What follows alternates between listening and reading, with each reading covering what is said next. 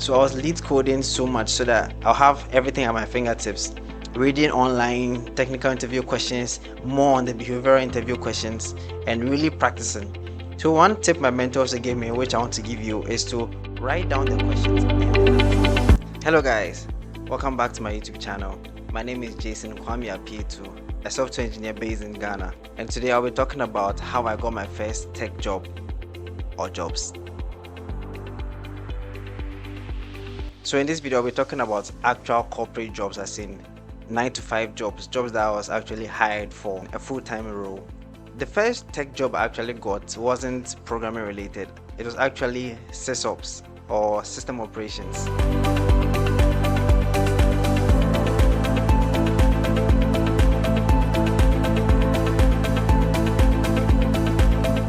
So in simple terms, I was monitoring services running in the cloud, specifically Azure and AWS, and reporting back on my findings. I also did a few QA stuff in this particular role. So how did I get this? I mentioned I did my national service on the university campus, being a teaching assistant. So a friend of mine, a colleague actually, came back to campus to come and do some things, and we had a catch up. So we met, we talked, and he asked me what I was doing. I said, oh, I'm a teaching assistant, and I also asked him what he was doing and where he was doing his service. And he mentioned he was doing a full-time role. Actually, he wasn't doing service, so he was collecting.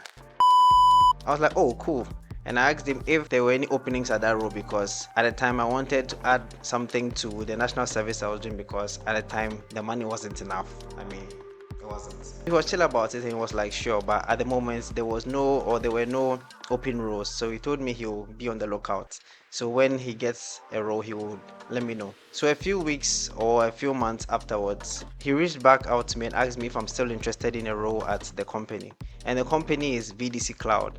VDC Cloud offers B2B IT professional services and cloud services, basically. After he reached out concerning the position, he mentioned at the time it was a sysops role. It wasn't a programming role.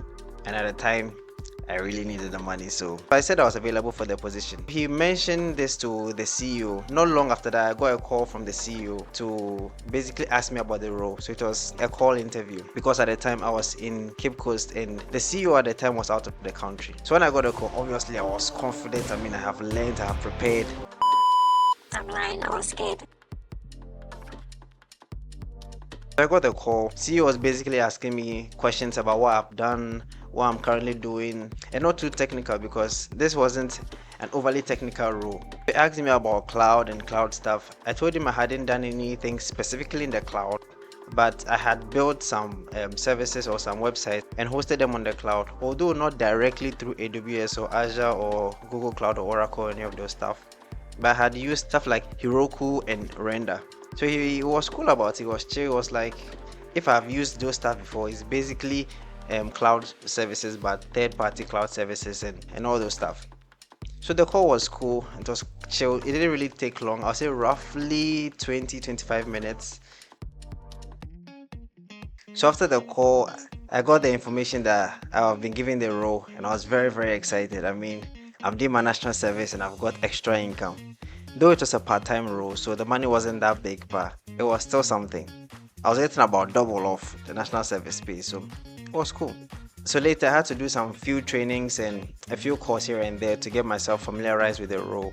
It wasn't too hectic, because at the time we didn't have any new customers or any new clients, so it was really cool and really chill. I could blend it with my national service by day, part-time by night. As the national service was about to end, the CEO also came to Ghana. So when he came, they had a meetup and I missed free food. A few days later, I went back home. I stay in Tema. The office was in Accra. One weekend, we went to the office, I think just to meet up as a group, and since they've not met me before, basically to meet me. So I got there and we met the CEO, and the CEO mentioned about his plans for the company and all those stuff. I mean, it was really nice. This is my first corporate role. I was really excited, also very nervous. I mean, I was like, hey, listen, have I got it? Have I not got it? Even though I had the job, I had this strong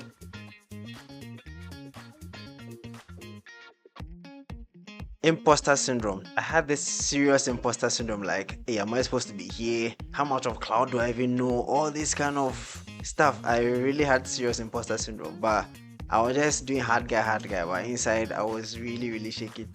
So I stayed there for about 11 months. I learned a lot about AWS, about Azure, about cloud stuff, some basic Terraform and all those things. I don't remember everything, but I remember some basic stuff about cloud technology.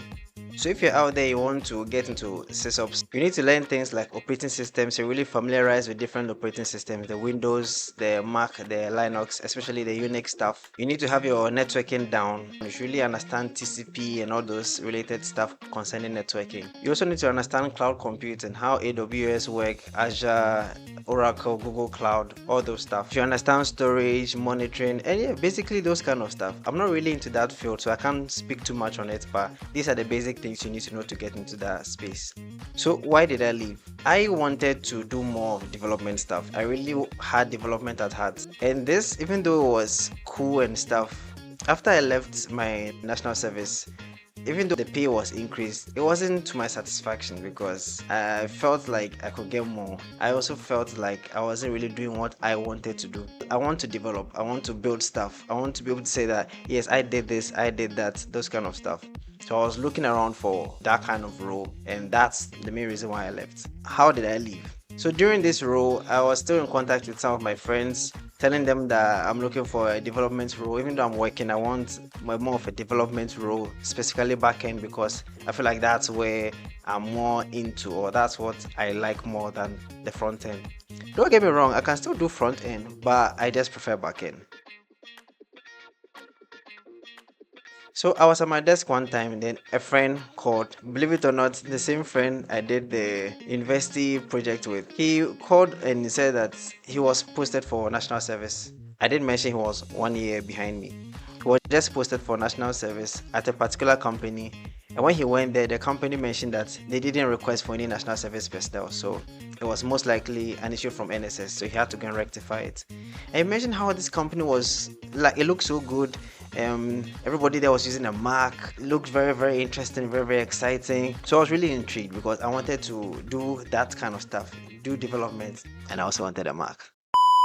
So I searched these people up and got to find out what they were all about and all the stuff. And this company was Enyata. I got to find out what they were doing. They were into web development, both front and back, mobile development, QA products. They do all those kind of stuff for clients. So I searched them on LinkedIn and their websites, and I got to find out that they were hiring for a backend position. So I applied, and lo and behold, I never heard back. They browned me.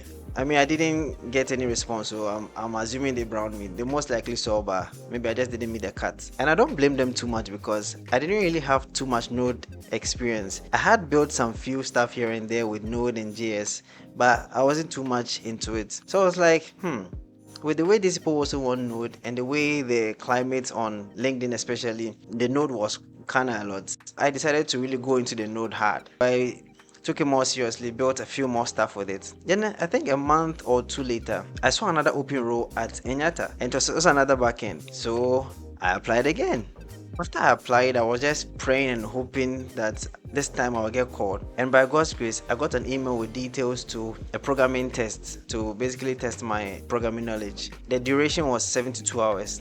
I remember I got it on a Friday. I was really, really excited and very, very nervous because I haven't done any production Node.js stuff. And this one, the technology they needed was Node.js, JavaScript, PostgreSQL. Those were the requirements. And at that time, I hadn't really done any PostgreSQL. I had done SQL and MySQL, but I hadn't done any PostgreSQL. So I had to learn because I was so eager and desperate. So I used the whole afternoon and the night to finish the entire project. So because I hadn't done Postgres before, I had to learn it while I was doing it. I'd do the main parts of the application, creating the server and all those stuff. Then when I got to the database, I went to tutorials hard. I was really doing the tutorials. I learned about SQLize, so it looked more like MongoDB because I had done MongoDB stuff. I felt like that would simplify my life. So I did that. If my memory serves me right, I finished around 4 a.m. I also had rehearsals on that Saturday, so I didn't want to go to the rehearsal and have this on my mind because I could finish by Sunday since 72 hours. But I didn't want to have this weighing on my mind doing choir rehearsals. That was also another reason why I finished it so early. Even though I finished it that early, I didn't send it immediately. I tested and tested and tested almost 10 times and I sent it that morning before going for choir rehearsals. I told a few friends and a mentor of mine who is also at my church and in my church choir, and they were helping me with prayers. So a couple of days after I submitted, I got the notification in my email that I passed that stage and I was being called for an interview. Come and see how I was shaking in my body. I was really scared and frightened because this is an in-person interview. My other interview was on the phone call, so it was a bit easier because I didn't see anyone's face. I didn't really have to have that kind of tension. And this was an in-person interview, so I'll have to go and meet them in a room. So yeah, I was really freaking out at the time.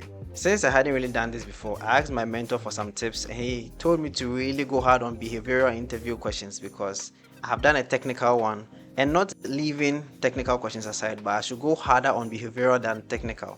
So I took his advice. I really went to behavioral questions and lead code. I was lead coding like my head is not there.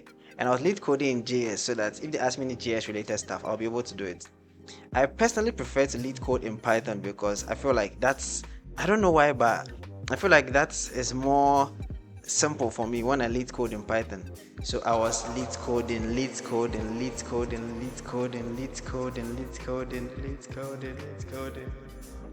So I was lead coding so much so that I'll have everything at my fingertips. Reading online technical interview questions, more on the behavioral interview questions, and really practicing. So one tip my mentor also gave me, which I want to give you, is to write down the questions and the answers. To write down the questions you are studying and write down your answer and read the answer to yourself. When you have it written down, it helps you to better memorize it because you didn't just look at it or recite it, you actually also wrote it down. Writing down your answers to interview questions is also a tip that I want to leave with you guys. I had a book that I wrote down the questions and the answers. I think I had like almost 7 to 10 pages worth of behavioral interview questions, from your greatest weakness to talk about a project you've done before and what you did, to what are your biggest challenges, how have you applied some of these things in other projects, have you been in a team, have you led a team, those kind of questions. I had everything down and I was really going hard on YouTube looking for different types of questions for different scenarios. So I got to the interview grounds about 2 hours earlier before my scheduled time. When I got there, I think because some people had delayed, we were a bit delayed, but it wasn't too bad. And I was also the last one for that day. Also, a tip that my mentor also gave me was to go with a suit so that I will better stand out in the interview. So I took the advice as well. I went with a suit, but I put it in my bag because I was shy. I didn't want to go with the suits in public, in church and all that stuff, and people watching me like, hey, that kind of stuff. So I put it in my bag. Then when I was about to enter into the interview room, I put it on. So in the waiting area, I was there with another guy who was also coming for the same role. I believe we were all for the same role that day. And he was on his phone learning new stuff. But I have this belief that I think I learned from my time in Presec, where one teacher said, getting to the time of an exam, like 2 hours to an hour to the exam, stop learning anything new and just recollect everything you have in your head. Try and gather your thoughts so that when you get to the exam room, you don't have things mumbled and jumbled in your head, because sometimes new information can come and just shake the old one from your head. So that advice has been with me since SHS. So at the time I was without my phone, I was just thinking to myself, what's callback, what's a REST API, what's async await, what's this, what's that, what's this, what's that. I was just reciting it in my head. Then I was called. So before entering, as I said, I wore the suit. Then when I went in there, they asked me to sit down, and there were a panel of 4. It was really chill, more or less. They weren't too aggressive, but my heart was beating. My heart was really pounding that day. Oh, and before I entered, I said a short prayer because I'm not going there by myself, I'm going there with Jesus. So they asked me a series of questions front and back. I believe I answered them to the best of my knowledge. And when I was leaving, they said they would get back to me within a couple of days to a week. So I was like, sure. And I also thanked them for the interview and I left. On my way going, I also have this belief of thanking God in advance for something that you want Him to do. So I was just thanking God for the opportunity, just thanking. Then when I woke up the next day, in the afternoon thereabouts, I got an email that I've been accepted. I got the role. So I was really excited. I mean, this is my first programming corporate job. So I was really excited. So now I had to leave my current place. I gave them a 1 month notice period that that's what I'll need to leave my previous place. I told the CEO about that. He wasn't too happy, but it's something I had to do for my career and something that I really wanted to do, so I had to leave. So I left and went to Enyata, and that's where I got my first programming corporate experience. So I have two main takeaways from this. One is actually preparing, practice, learn, just stick to one particular thing. As I said in the previous video, stick to one particular thing, learn and practice and practice. And the second thing I would like to also leave with you is to hope and have faith. I don't know which religion you belong to, but I'm a Christian, so I believe in God and I believe in Christ. So I was just praying and hoping for that role, and I got it. So I had my opportunities through networking and favor. Those are the things I'll leave with you. Oh, I left something out. You don't have to be the best at what you do. Try as much as possible to be the best, but in your process of learning to be the best, you will always encounter the imposter syndrome. It's something that I have faced so many times. Believe it or not, I actually still do in a way, but you have to keep reminding yourself that you are not just here because someone just handed something over to you. You actually put in the work, and you also had the favor on your side. So when the imposter syndrome comes in, one thing I do is I tell myself that I'm worth it. I'm actually worth where I am because I've put in the work and the favor of God has also been upon me. So I just say to myself, I'm worthy to be where I am, and the imposter syndrome goes away for a time. As you get comfortable in that position, you will start realizing that the imposter syndrome is leaving you. Yep, so that's it for this video. That's how I got my first tech job. If you like this video, kindly give it a like and a sub, and if you have any questions, kindly leave it in the comment section below. And also, if you have anything you want me to talk about in my next video, you have any deeper questions on my journey to getting my first tech job, you can leave it in the comment section below. I'll do all to react to it or make a video on it.